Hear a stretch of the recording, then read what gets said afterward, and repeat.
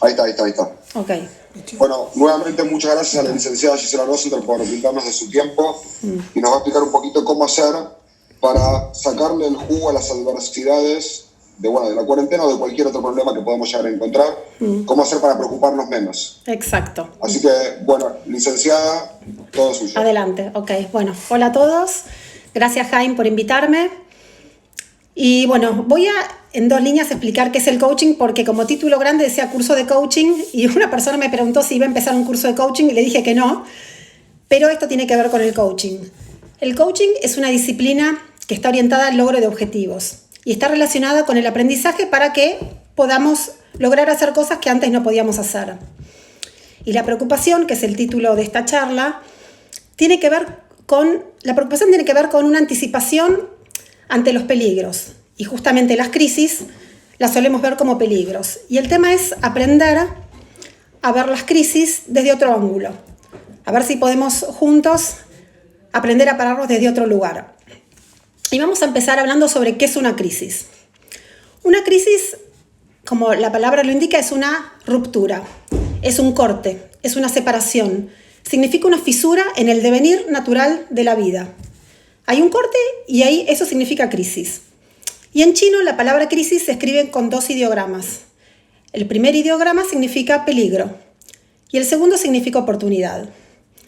Y va a depender de nosotros en cuál de los 2 lugares nos paremos. Solemos estar habituados en pararnos en el lugar del peligro y vamos a ver cómo podemos hacer para pararnos en el lugar de la oportunidad de crecimiento. ¿Y de qué depende que nosotros veamos una crisis como una oportunidad? Depende de algunos factores. Primero va a depender de qué interpretación le damos a lo que nos está sucediendo. Va a depender de las preguntas que nos hagamos frente a esa situación que estamos viviendo. Si nosotros nos vamos a estar preguntando ¿por qué me pasó lo que me pasó? O vamos a estar preguntándonos ¿para qué me está pasando lo que me está pasando? Y depende de la pregunta, yo me voy a dar una respuesta. Va a depender de las estrategias que usemos cuando estemos atravesando esa crisis y va a depender del sentido que le encontremos a esa situación. Y lo que nos va a ayudar mucho también es la decisión que tengamos de descubrir qué posibilidades me está trayendo ese desafío. Y nosotros solemos estar muy habituados que cuando nos sucede un hecho negativo, lo automático y lo normal es tener una reacción negativa. El tema es que nosotros tenemos la posibilidad de elegir cuál es la interpretación que le damos a esa situación. Y hay una estadística, no sé si es tan exacta, pero sí está escrita en algunos libros, donde dice que la vida es 10% lo que me pasa y 90% cómo reacciono frente a ello. Y quiero que esta frase se la acuerden. 10% lo que me sucede y 90% cómo reacciono. Y el gran poder que tienen las crisis es romper patrones de conducta. Porque cuando estamos muy cómodos y cuando estamos a gusto, nos cuesta, nos molesta y nos genera dolor salir de esa situación. Y el punto es que no sabemos lo fuerte que somos hasta que nuestra única opción es ser fuerte. Y esto es el gran poder que tienen las crisis.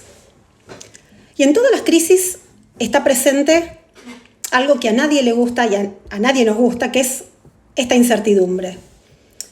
Pero también está escondida en todas las crisis la oportunidad. Aparte de la incertidumbre, está escondida la oportunidad. Y son en aquellos momentos de incertidumbre, de extrema incertidumbre, donde nosotros tenemos la capacidad de afrontarla y de convertirnos tener una presencia como edificante. Todos los seres humanos tenemos esta capacidad. Es una capacidad que se aprende y que todos las podemos desarrollar. El tema es que si la incertidumbre no nos sirve de mucho, ¿por qué ocupa tanto espacio en nuestra vida esta incertidumbre? Y por un lado es porque no sabemos cómo manejar la incertidumbre. Y esta es la clave. La mayoría de las personas decimos que lo que más nos molesta es la incertidumbre. Pero lo que nos suele molestar es lo que surge de la incertidumbre, que es el rechazo y la resistencia a la incertidumbre. O sea, no es la incertidumbre en sí, sino que a mí me genera rechazo. No rechazo vivir con incertidumbre. El tema es que la incertidumbre siempre estuvo, está y va a estar siempre. La diferencia es que nosotros vivimos tapando la incertidumbre. La negamos, hacemos que no existe, hacemos como que no está, hasta que viene un sacudón, una situación de crisis, algo que nos corta el devenir natural de la vida y la incertidumbre se nos pone frente a nuestros ojos. Y vivimos la vida buscando todo lo que es opuesto a la incertidumbre. Tenemos la incertidumbre y nosotros buscamos las certezas. Y las certezas vienen de la mano del control. Y nos pasamos la vida buscando las certezas y el control. Y vivimos la vida creyendo que tenemos ese control. Hasta que una situación de crisis nos hace dar cuenta que lo que nosotros creíamos que es control termina siendo una ilusión de control. No es un verdadero control. Y esta incertidumbre viene para quitarnos esa seguridad y esas certezas que siempre creímos tener. Porque esas certezas y esa seguridad, toda la vida las vivimos poniendo en el afuera, en las circunstancias. Y justamente no es ahí donde tenemos que poner ni las certezas ni la seguridad. Porque nuestro genuino crecimiento tiene que ver con hacernos responsables de nuestras acciones. Y tiene que ver con que no tenemos el control sobre las cosas que suceden. Entonces la clave es aprender a cambiar ese control que toda la vida nos pasamos persiguiendo por responsabilidad. Que la responsabilidad tiene que ver con esa habilidad de hacerme cargo, con esa capacidad de dar respuesta frente a las circunstancias que me suceden. La responsabilidad tiene que ver con elegir cómo me paro en el mundo, tiene que ver con abrir posibilidades para elegir, tiene que ver con adaptar las circunstancias a mis elecciones y no yo subordinarme a las circunstancias. Y tiene que ver con ser protagonista de mis elecciones y no ser víctima de las circunstancias. Y esto es un cambio de enfoque total. Y ser responsables tiene que ver con aprender a actuar con nuestras mejores habilidades según las circunstancias que nos estén tocando y según las circunstancias que estemos observando nosotros. Y tiene que ver con una declaración para nosotros los coaches. Las declaraciones, lo que yo digo, lo que saco en palabras, crean mundo. Y tiene que ver con una declaración de cómo quiero ser yo en el mundo, desde dónde me quiero parar. Y aparte de la incertidumbre, todas las situaciones de crisis traen una emoción que es una emoción más que básica, que es el miedo. Ante una situación de crisis, lo normal es que nos aparezca miedo, porque el miedo se activa, justamente está para eso, cuando hay una amenaza, cuando hay una situación de peligro, se me activa el miedo, porque me aparece cuando hay una situación amenazante. Y como todas las emociones, y así obviamente también el miedo, las emociones son biológicas. Yo no puedo elegir estar en esa emoción, porque me aparecen, se disparan por un acontecimiento en especial, se me dispara una emoción. Y como las emociones son biológicas, como el miedo, las emociones son hormonas en sangre. Yo puedo medir mi nivel de miedo a través de las hormonas. Porque cuando sentimos miedo se empiezan a producir cambios fisiológicos en mí, porque se activan todos los mecanismos que tienen que ver con la supervivencia. Entonces, todos los circuitos neuronales que no tienen nada que ver con la supervivencia se cortan y toda la parte del cerebro pensante reduce su actividad y solamente se activan las que son autónomas y se reducen las que tienen que ver con nuestra voluntad, con nuestra parte pensante. Y las hormonas que se descargan con el miedo son las hormonas llamadas del estrés, que es el cortisol, la adrenalina y la noradrenalina.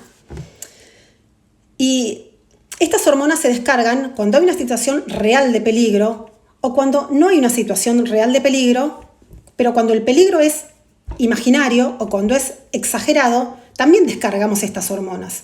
El tema es que estas hormonas, cuando se descargan en exceso y con varios acontecimientos o sostenidas en el tiempo, empiezan a ser perjudiciales para la salud, porque un exceso de cortisol hace que nuestro sistema inmunológico esté absolutamente reducido y un exceso de adrenalina nos puede dejar en vela toda una noche, porque estas hormonas del estrés tardan en reabsorberse. Y aparte este miedo también se activa porque me surge una preocupación, que la preocupación está relacionada con el futuro. ¿Qué va a pasar con el futuro? Y acá es donde me aparece la preocupación. Ya vimos la incertidumbre, vimos el miedo y vemos que el miedo se me puede activar por una preocupación también. ¿Y cuál es la función de la preocupación? ¿Para qué existe la preocupación? Entonces la preocupación aparece cuando hay una anticipación ante un peligro que se me pueda presentar en la vida. Y yo necesito buscar una solución frente a esa amenaza, frente a esa situación de peligro. El problema es cuando esa preocupación se empieza a hacer crónica, se hace reiterativa, yo no salgo de esa preocupación, estoy en ese círculo vicioso, en ese loop, y nunca encuentro una solución positiva a esa preocupación. Entonces esa preocupación se me convierte en un estrés tóxico, que desencadena, obviamente, como les expliqué antes, estas respuestas fisiológicas.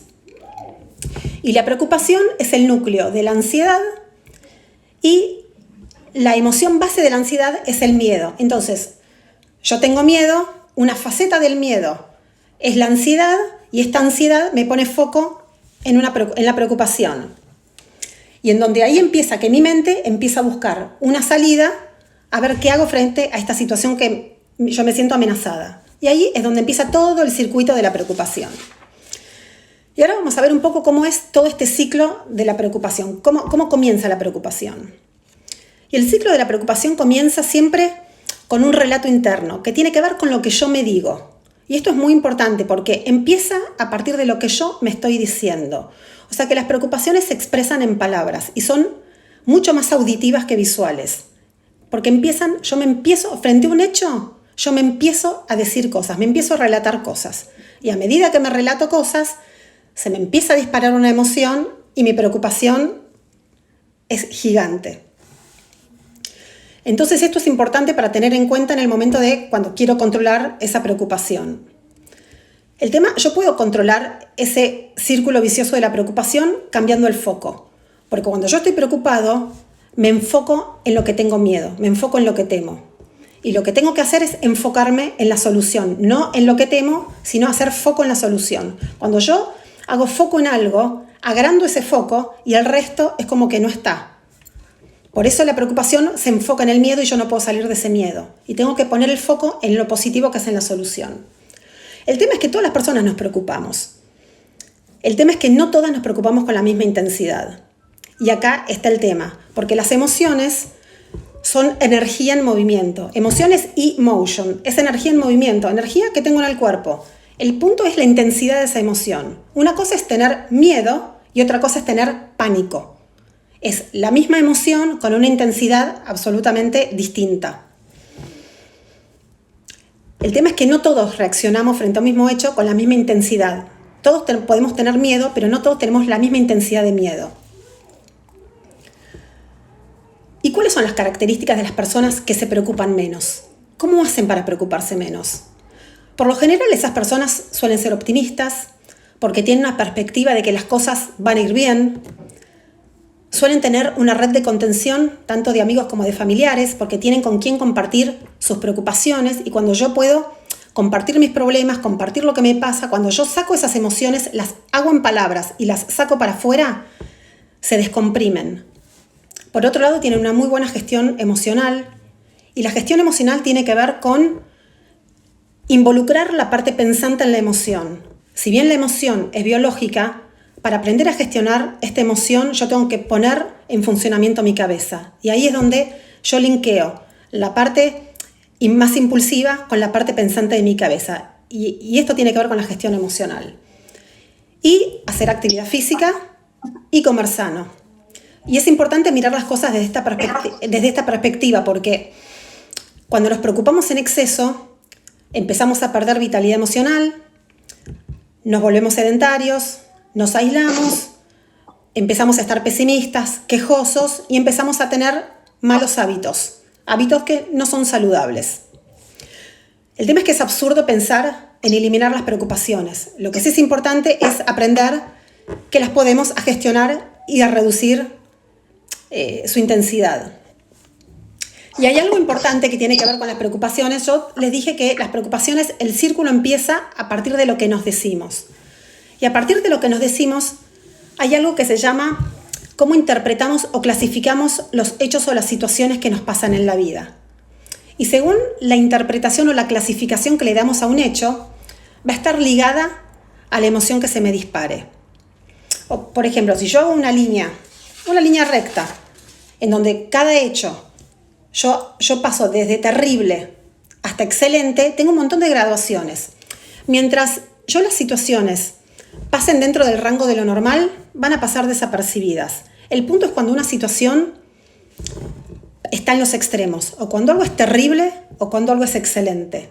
Entonces, a partir de ahí, yo me empiezo a decir cosas. Esto es terrible, no lo puedo creer, qué calor, estoy tremendamente molesto. Me empiezo con un relato. Inmediatamente mi cuerpo empieza a segregar esas hormonas relacionadas con esa emoción. El tema es que si esa clasificación es una clasificación positiva, mi emoción va a ser placentera y me voy a sentir altamente motivada. Pero si esa evaluación va a ser absolutamente negativa, mi emoción va a ser una emoción no sana y me voy a sentir absolutamente desmotivada. Por eso es muy importante ver cuál es la clasificación que le damos a las situaciones que vamos viviendo. Y cada clasificación me va a disparar, como les dije antes, una graduación de emociones. El tema es si la mayoría de las veces nosotros clasificamos la vida de normal a excelente, vamos bárbaro, porque vamos a pasar desde emociones normales hasta estar motivados, hasta súper motivados, hasta sentirnos absolutamente fuertes y empoderados. El tema es cuando tenemos una tendencia a clasificar las cosas de normal a terrible.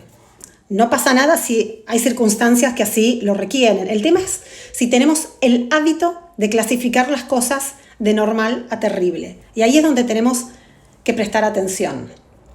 Porque las palabras crean realidad.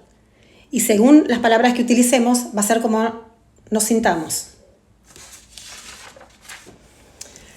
Y el tema es que lo que subyace atrás de los pensamientos, cuando nosotros empezamos a ver que solemos empezar a clasificar las cosas más tirando a lo terrible, y esto se genera en un hábito, tenemos que prender una luz roja y ver qué es lo que pasa. Porque atrás de los pensamientos hay algo mucho más profundo que subyace atrás de estos pensamientos que tiene que ver con las creencias.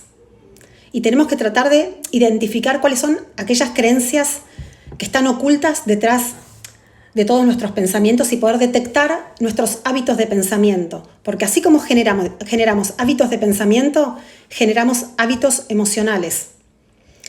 Y los hábitos se construyen a través de una repetición de situaciones que se terminan haciendo automáticas y empezamos a generar hábitos.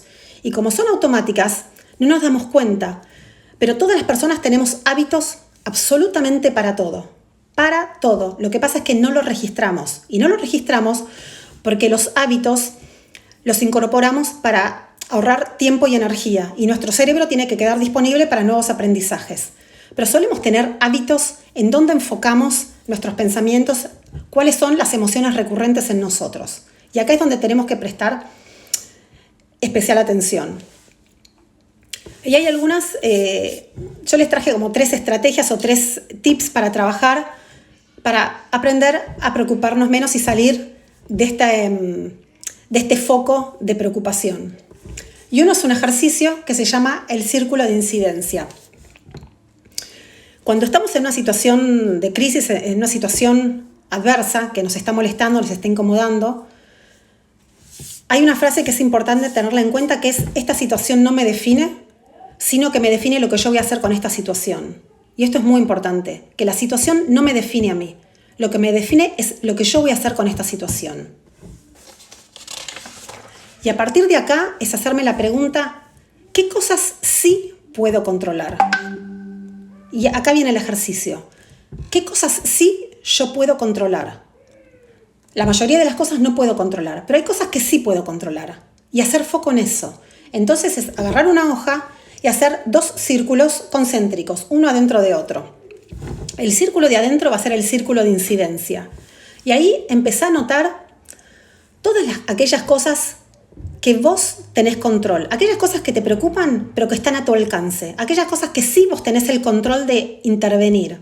Y hacete todo un listado de aquellas cosas que sí tenés control. Y en el círculo de afuera, que es el círculo que se llama fuera de mi alcance, fuera de mi campo de acción, escribí todas aquellas cosas que te preocupan, pero que están fuera de tu incidencia, que vos no tenés posibilidad de intervenir. Y hacé un listado.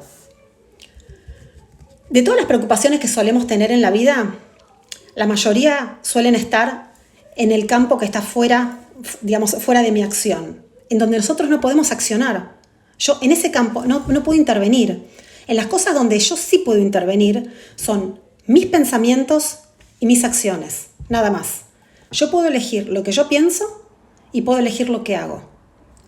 Lo que está fuera de mi campo de acción es lo que piensa y lo que hacen los terceros, sean mis hijos, sean mi marido, sean mis amigos. Yo no puedo intervenir en lo que piensa o en lo que hagan los terceros, y obviamente no puedo intervenir ya en las cosas más macro, ni en el dólar, ni en la economía, ni en que haya un paro. En esas cosas yo no puedo intervenir. Eso está fuera de mi campo de acción. Y las personas que son proactivas justamente son las personas que invierten tiempo y esfuerzo en lo que es su círculo de influencia. Se ocupan de las cosas en donde ellos pueden hacer algo. Y es acá donde tenemos que empezar a hacer foco, en las cosas donde yo sí puedo controlar. Y pararme ahí, en ese lugar. Y una vez que yo hice todo ese listado, hacer esas cosas que yo puedo hacer. Porque una vez que yo vea que las hice, voy a empezar a valorar todo el esfuerzo que estuve haciendo. Y esto me va a dar paz. Ahora también me pueden decir, bueno, está bien, yo hice todo lo que está dentro de mi campo de acción.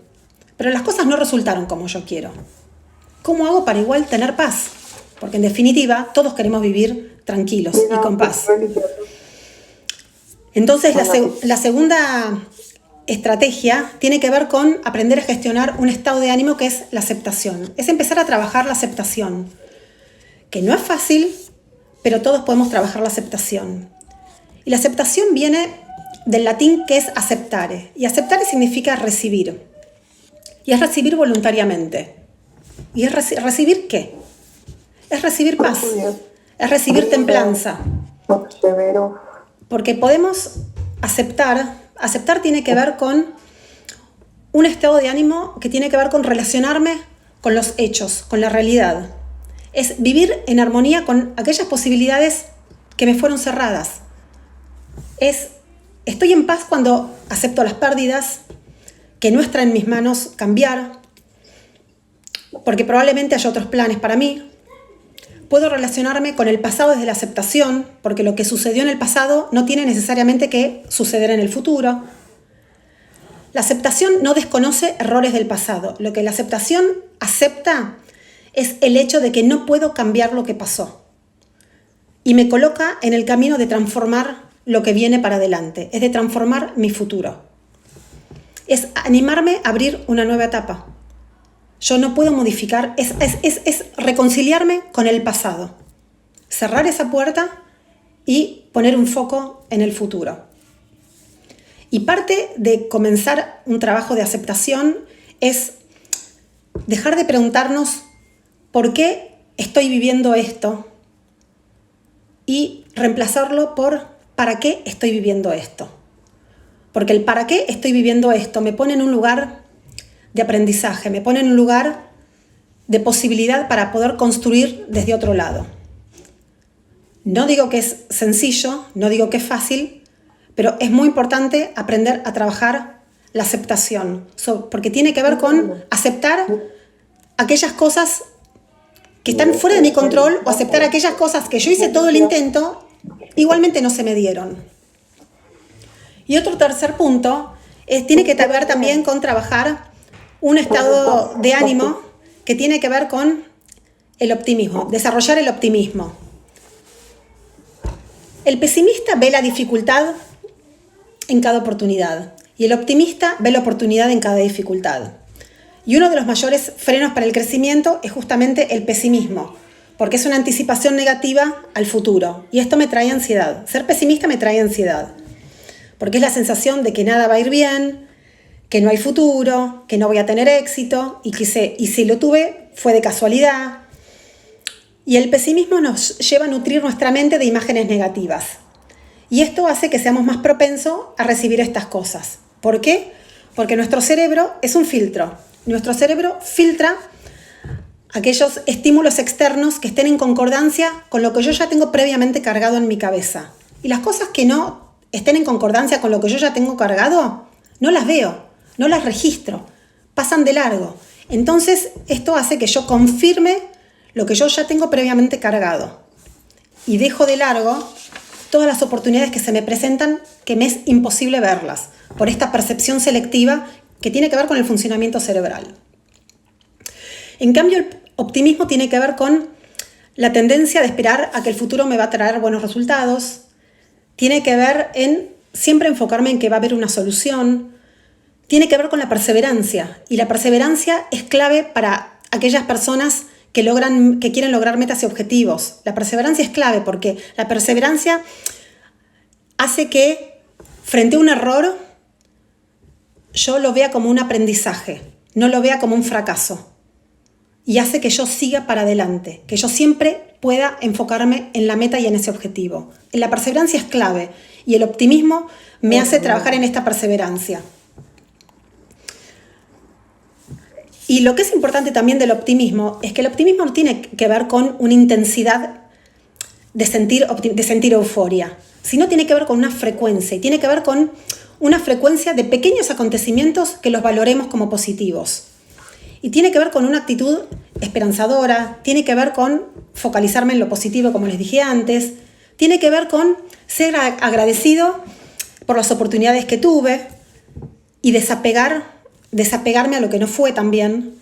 Tiene que ver con confiar en que lo mejor está por venir y ver las cosas de una manera que a mí me empodere. Y yo tengo que aprender a crear hábitos de optimismo. Y crear hábitos significa empezar a tejer redes neuronales. Estos son los hábitos desde lo que son las neurociencias. Es empezar a tejer redes neuronales dentro de mi cabeza.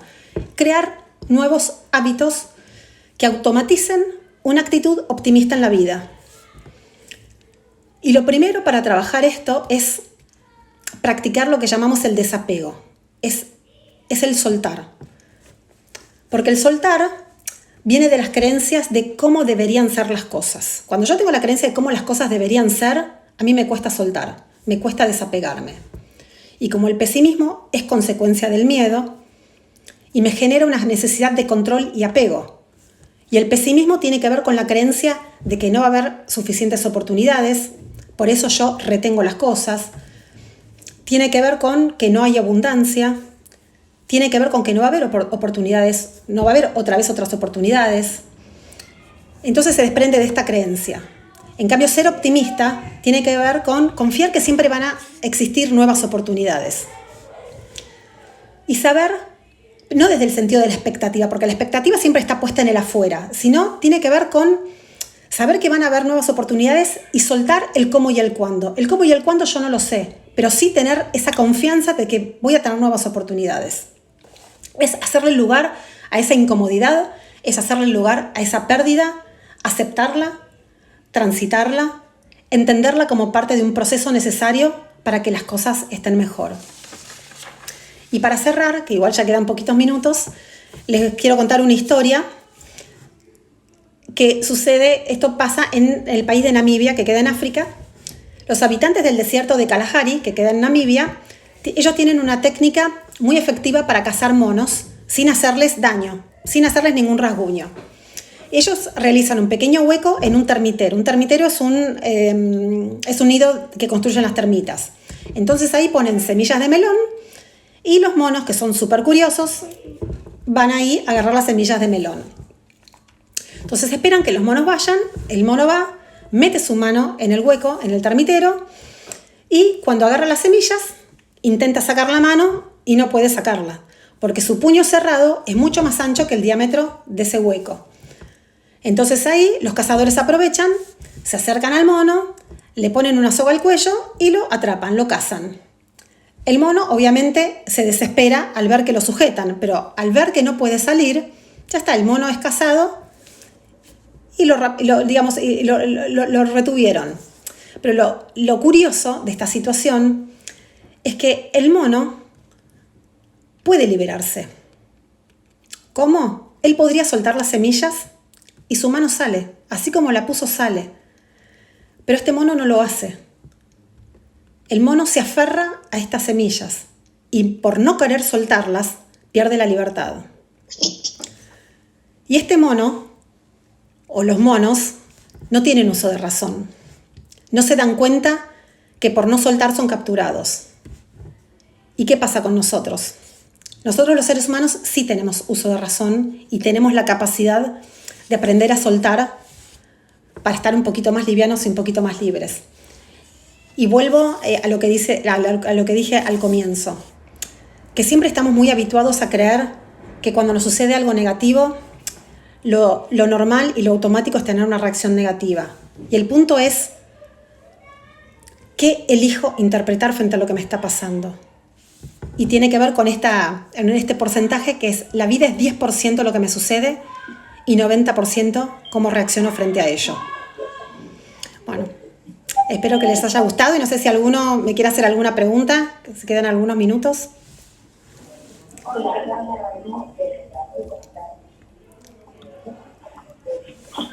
Vamos a darle la posibilidad de que si alguien quiere preguntar, como que dijo, igual fue bastante clara, recontra clara la licenciada, pero siempre quedan por ahí dudas, así que tenemos unos minutos para que alguien se quiere preguntar pueda preguntar. Sí. Hay una opción de levantar la mano, si no me equivoco, licenciada, ¿no? Sí, espera. Ay, ¿cómo hago para ver? Espera. ¿Cómo hago para ver? A ver, ¿cómo? Bueno, espera. No sé, espera. Ay, no puedo ver. Espera un minuto. Bueno, no, espera. ¿Yo puedo preguntar algo? Sí, pregunta, sí. ¿Qué tal? Buenas tardes. Buenas tardes. Sobre, digamos, la ansiedad, como estuviste comentando, ¿no? Digamos, ¿cómo sería el manejo de la ansiedad estando en esta situación en cuarentena, digamos? Sobre estar en la casa y no poder hacer las cosas que uno hace normalmente.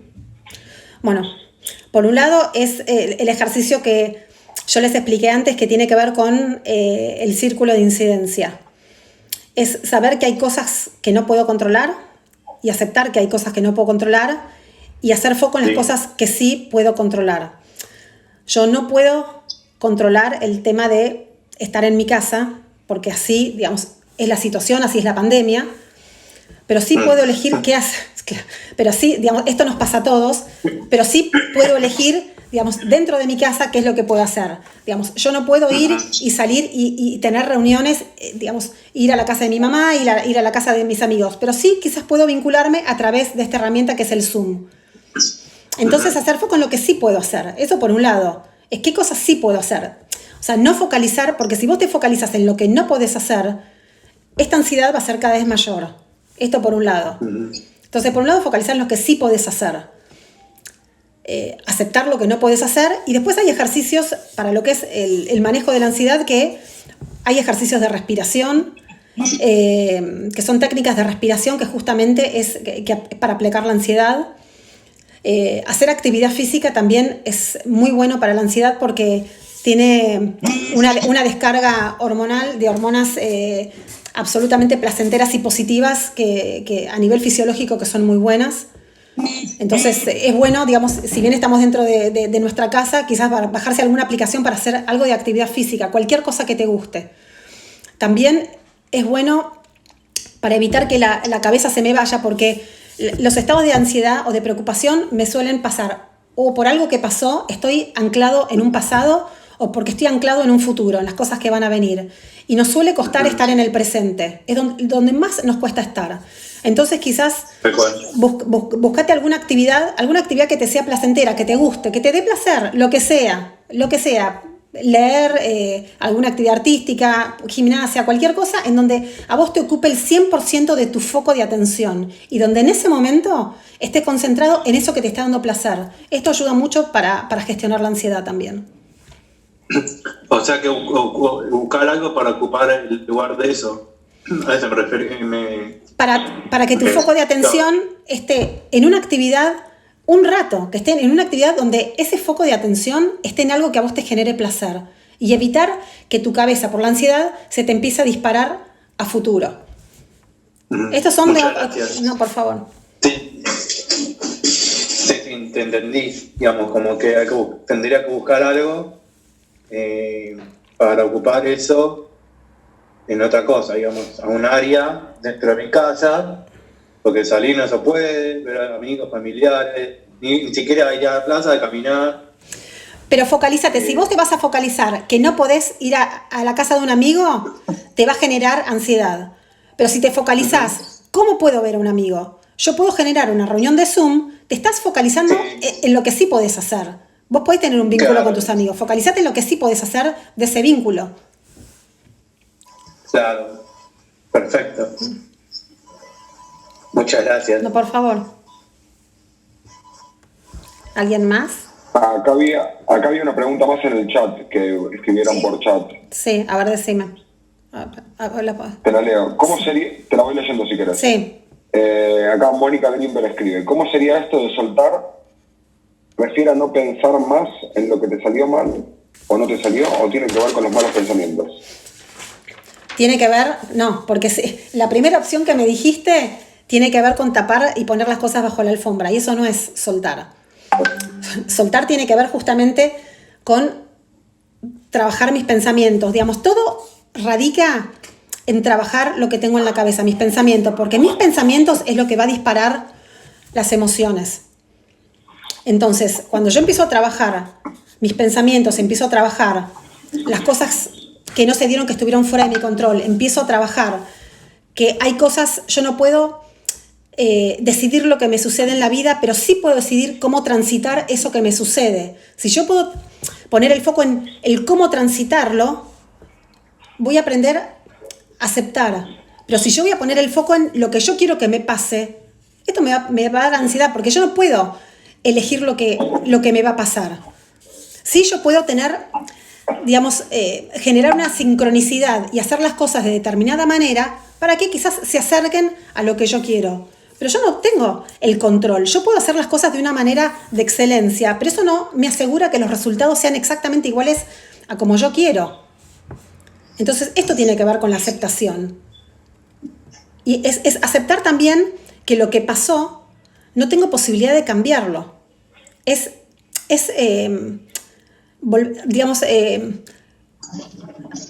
Como amigarme con ese hecho que yo no puedo cambiar y que me permita seguir construyendo futuro, porque el problema es cuando yo me quedo anclada en un pasado y no puedo avanzar y empiezo a arrastrar cosas del pasado.